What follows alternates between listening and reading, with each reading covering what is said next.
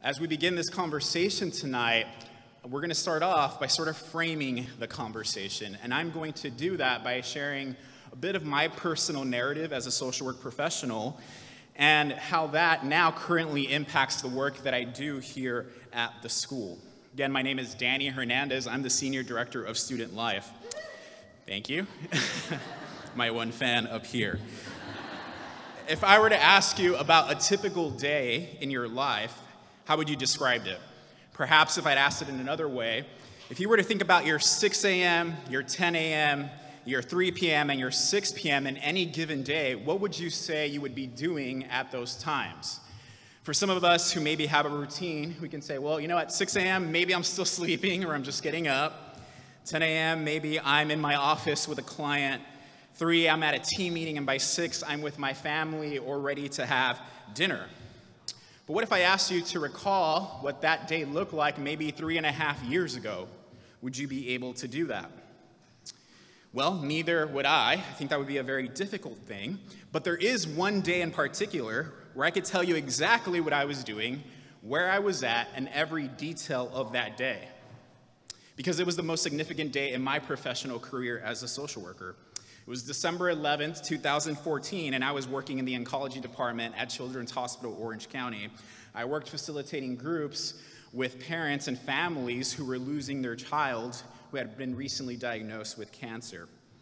On this particular day, I had 4 of the families that I was working with lose their children.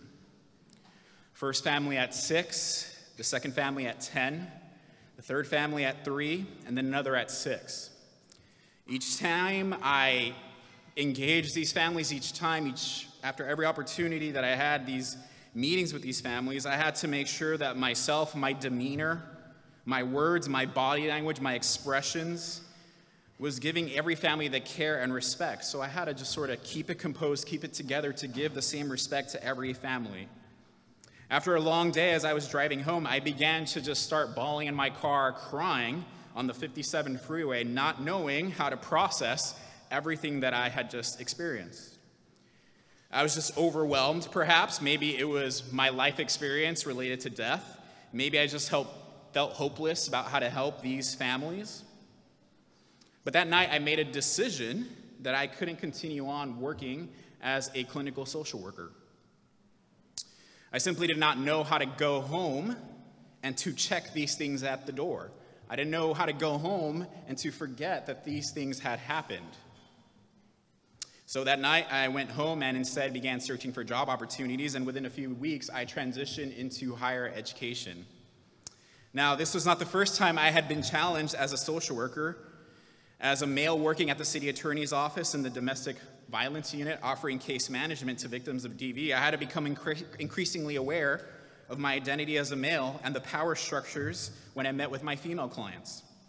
Working in the Department of Mental Health, as a middle-class educated individual, I had to learn on how to give a person who was homeless, who maybe did not shower for several days and smelled like urine, how could I give them the dignity and respect they deserved as I handled an intake for 3 hours? I dealt with the difficulty of being frustrated in a bureaucratic system like LA County DMH, where I had to get, sorry if any of you are there, I know how it is, right? But having to get 5 signatures from supervisors just to give a bus pass to one of my clients who was late for a medical appointment. I had to navigate placing individuals on 5150 psychiatric holds who on 2 occasions spit on my face and on other occasions cussed me out, and learning how to navigate that and be empathetic to them knowing that they were not stable. But this day on December 11th, it all was too much. These were simply not the things that I had learned how to navigate in my micro and behavior classes or in any of my textbooks. I did not know how to make sense of my own feelings, my own emotions, my beliefs, amidst the demand of the work of social work. However, even though I ran from clinical social work, thinking things would get better, as soon as I became a dean in higher ed, I quickly realized that things were actually worse, because now I no longer had the hat of a social worker. So as a dean at the Claremont colleges, I had students who were addicted to substances and alcoholism to cope with problems, but often these things were hidden under the guise of just partying or tailgating or living up the college life. I I had students who had major depressive disorder who would stay in their rooms days upon days, but there was nothing that I could do for them. Or the culture of sexual assault that happens on college campuses, as I had student after student in my office crying, but not willing to disclose what had happened or the names of the people that they had been attacked by. At this point, my realization as a practitioner was that I had to, yes, I had these amazing, in the past, I had these amazing theories that I learned from professors, from great faculty members at this institution, but I had not come to grips with thinking about my own identities, my own values, my beliefs, and how to utilize these ways in opportunities to empower the populations that I was working with. You know, we had the idea of self-care, but what did that actually mean in practice? How do we sit in a moment with a client but then not carry that home? And how do we not get our feelings involved in these conversations? And how do I make sense of someone's identity across from me and how that interacts with my own identities that are salient to me? This journey led me to really want to become a professor in social work, and I did that. I became a professor at Cal State San Bernardino, but really my heart was to come back to my alma mater. So one day, I went back on the USC webpage, looked for job opportunities, and the first thing that I saw was Senior Director of Student Life. Seeing that job description changed my professional trajectory forever. This position included the responsibility of developing an Office of Student Life and Wellness and to offer students comprehensive support. Now, I want to emphasize how important and visionary that this is. To have an Office of Student Life and Wellness fully dedicated to supporting students who are in social work or other professions. This role, this office, is something unique to social work education. This is something that no other social work school has. As social work schools continue to grow, we have more diverse student populations, which means that there are more individual experiences, more narratives, sometimes traumatic and difficult, and unique needs that students have. Oftentimes, people can talk about diversity and wanting diversity and even pat themselves on the back for having a diverse student population, but often don't think about the support and services needed to support this diverse population. People can talk about diversity, but leave out the idea of inclusivity. You cannot have diversity without having inclusivity. It's one thing to have diversity of folks part of your organization or your school, but if you don't provide the services and support to create an inclusive environment, then you really haven't won a battle.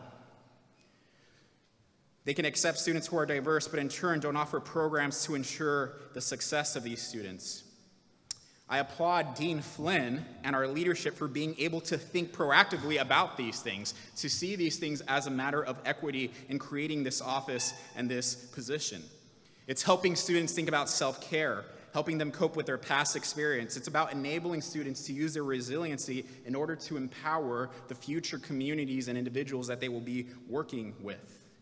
While most schools of social work focus strictly on academic courses and the skills developed there, the USC Suzanne Dworak-Peck School of Social Work is dedicated to not only doing that, but adding this extra layer of knowledge and skills around wellness that is often so elusive, but yet so critical in the field of social work. It eluded me and many of us in this room who maybe lack the skills and the type of preparation that was needed to support our clients. So when I saw an opportunity like this, how could I turn it down? I applied, and here I am now. Dean Flynn and our leadership team has adopted a more forward-thinking approach on how to train our students, future social workers, specifically amidst things like burnout rates and the various challenges that social workers face in the field.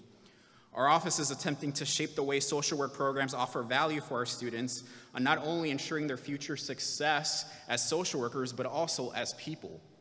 Understanding wellness is not just a social work skill, it's a skill for every human being to have.